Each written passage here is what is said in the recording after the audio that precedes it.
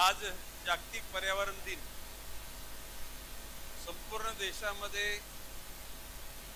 प्रामुख्याने वृक्षांची लागवड करण्याचा कार्यक्रम आणि याच वेळेला पालघर जिल्ह्यामध्ये बांबू लागवडीचा मोठा कार्यक्रम सादर केला जातोय।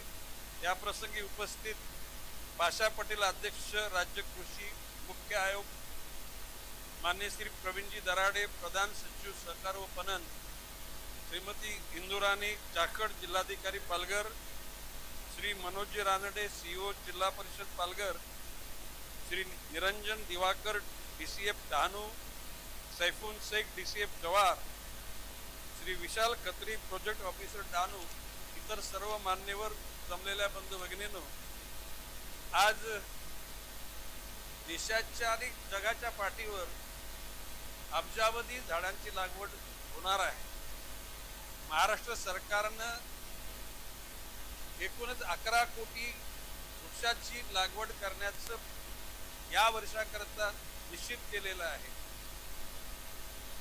श्री पाशा पटेल यांच्या नेतृत्वाखाली राज्यामध्ये आणि किंबहुना देशामध्ये त्यांनी ही प्रेरणा दिलेली आहे की बांबू लागवडीचे सुपरिणाम अन्य शेतकऱ्यांना बांबूच्या माध्यमातून निश्चितपणे उत्पादन वाढणार आहे।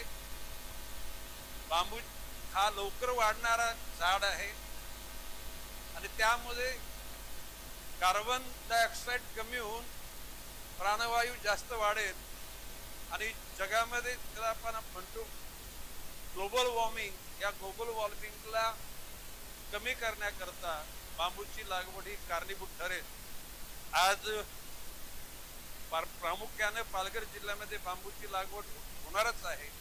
वनमंत्री आणि पालघर जिल्हा पालकमंत्री म्हणून या त्यांच्या भूमिकेला मी जय हिंद, जय महाराष्ट्र।